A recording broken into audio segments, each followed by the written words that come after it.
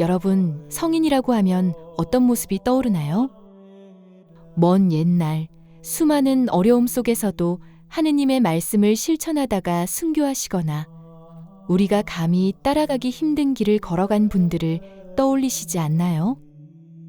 그런데 축구를 하고 비디오 게임을 즐기고 청바지와 운동화를 신고 학교에 가고 집에서는 노트북으로 인터넷을 하던 우리와 크게 다르지 않은 한 평범한 소년이 성인이 되었다면 믿으시겠어요?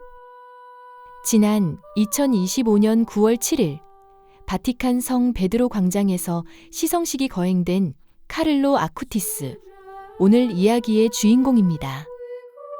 카를로는 1991년 영국에서 태어나 이탈리아 밀라노에서 자랐습니다. 나이는 고작 15. 2006년에 백혈병으로 하늘나라에 갔지만 카를로의 짧은 삶은 우리가 매일 어떻게 하느님께 더 가까이 갈 수 있는지 분명히 알려줍니다. 그는 어릴 때부터 특별한 습관이 있었어요. 매일 미사에 참여하고 학교가 끝나면 성체 앞에 앉아 조용히 기도했습니다. 항상 예수님과 일치하는 것, 그것이 내 삶의 계획이야. 카를로가 남긴 이 말은 실제 그의 하루를 움직이는 기준이었어요. 또한 매일 묵주기도를 바치며 성모님께 의탁했고 용돈을 모아 길거리에서 생활하는 이웃이나 어려운 친구들을 도왔습니다. 축구와 게임을 좋아하는 평범한 청소년이었지만 작은 습관 속에서 거룩함을 실천한 것입니다. 그는 또래 친구들이 잘 모르는 특별한 관심사를 가졌습니다. 바로 성체 기적이었죠. 카를로는 성체 안에 살아계신 예수님을 깊이 믿었고 세상 여러 나라에서 일어난 성체 기적들을 조사하고 정리했습니다. 그리고 인터넷에 올려 전 세계가 볼 수 있는 웹사이트와 전시 자료를 만들었습니다. 이 자료는 전 세계 본당이나 학교에서 누구나 다운로드해 전시할 수 있도록 표준화된 패널로 제작했습니다. 지금으로 치면 10대 나이에 세계적인 온라인 신앙 콘텐츠를 만든 겁니다. 인터넷은 악의 도구가 아니라 선을 확장하는 복음의 고속도로가 될 수 있다. 카를로는 몸소 그것을 입증했습니다. 그래서 그는 디지털 사도라는 별명도 얻었답니다. 그렇게 활동을 이어오던 중 2006년 그는 급성 백혈병 진단을 받습니다. 친구들과 가족 모두가 눈물을 흘렸지만 카를로는 나는 교황님과 교회를 위해 이 고통을 봉헌하겠다며 평온하게 병을 받아들였습니다. 그는 세상을 떠나는 순간까지 신앙의 증인이었습니다. 그가 세상을 떠난 후 놀라운 일들이 일어납니다. 먼저 카를로의 어머니 안토니아 살차노는 아들의 선종 후 어느 밤 꿈에서 카를로가 나타나 이렇게 말합니다. 걱정하지 마세요. 엄마는 다시 엄마가 될 거예요. 그리고 약 한 달 뒤 44시던 어머니는 임신 사실을 알게 되었고 시간이 흘러 쌍둥이 미켈레와 프란체스카를 품에 안았습니다. 놀랍게도 이 탄생은 카를로가 세상을 떠난 날과 정확히 4년 뒤 같은 날짜인 2010년 10월 12일에 이루어졌습니다. 어머니는 이를 의학적으로 설명하기 어려운 아들이 하늘에서 보내준 선물이라고 믿고 있습니다.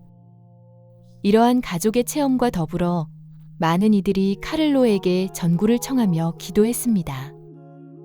그 결과 신앙에서 멀어졌던 이들이 다시 성사로 돌아오고 상처와 아픔으로 힘들어하던 이들이 평화를 얻었다는 증언이 이어졌습니다. 어떤 이는 카를로에게 기도한 뒤 불안이 사라지고 다시 희망을 찾았다고 말합니다. 또 어떤 가정은 오랫동안 화해하지 못했지만 카를로에게 전구를 청하며 마음이 열리고 화해의 은총을 경험했다고 전했습니다. 이러한 이야기들은 공식 기록으로 남아있지는 않지만 카를로가 살던 지역을 비롯한 신자들 사이에서 카를로의 전구로 받은 은총의 체험담으로 전해지며 오늘도 많은 이들의 마음을 움직이고 있습니다. 그리고 교회가 인정하는 두 가지 기적이 나타나게 됩니다. 첫 번째는 브라질의 한 소년에게 일어난 일입니다. 때는 2013년 브라질 캠프그란지에 사는 마테우스는 선천성 췌장 기형으로 일반 음식을 거의 먹을 수가 없었습니다.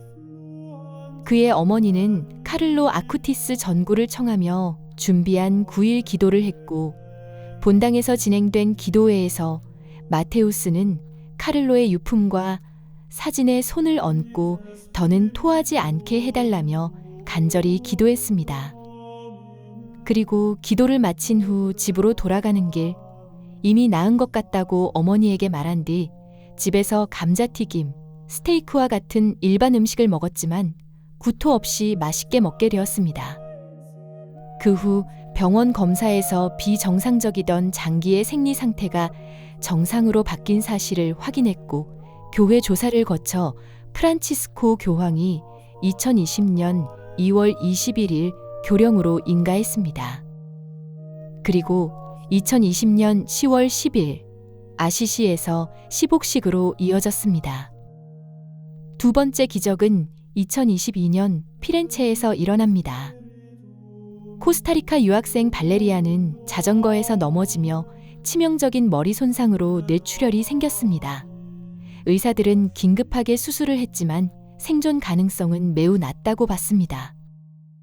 어머니 릴리아나는 아시시에 있는 카를로의 무덤을 찾아 딸의 이름을 적은 편지를 남기고 간절히 전구를 청했습니다. 그리고 그날 바로 기적이 일어납니다. 병원에서 자발 호흡을 시작했다는 연락이 왔고 다음 날 발레리아는 팔을 움직이고 말을 하기 시작했습니다. 며칠 후 병원 검사에서 뇌출혈이 완전히 사라진 것을 확인하였고 약 2달간의 회복과 재활을 마친 모녀는 아시시로 돌아와 감사를 드렸습니다. 이 기적은 의학적 검증과 신학적 심의를 모두 통과했고 2024년 5월 23일 교황이 두 번째 기적을 공식 인정했습니다.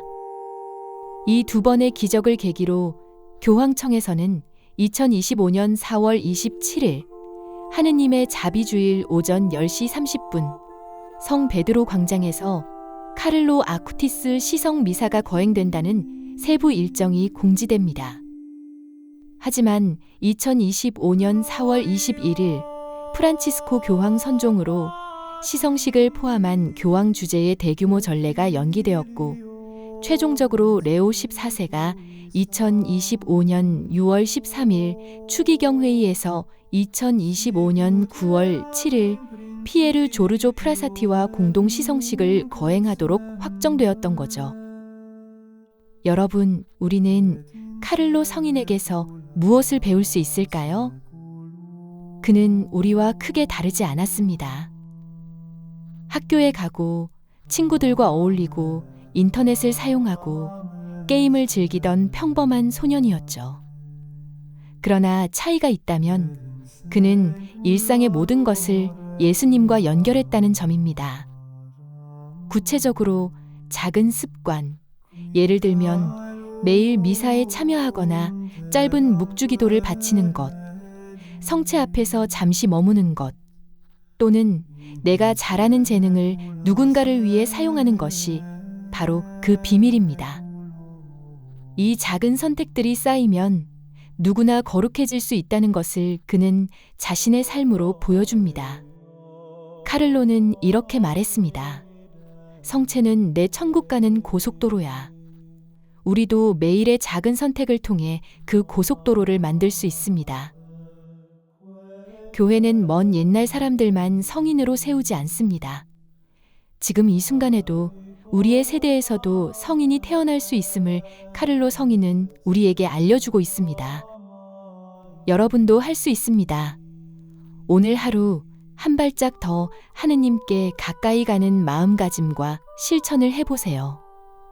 작은 반복이 쌓여 우리를 하느님의 사람으로 만들어줄 것입니다.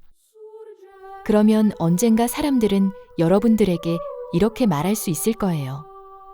그 사람의 하루는 거룩함의 사용 설명서였다. Tu quae genuisti natura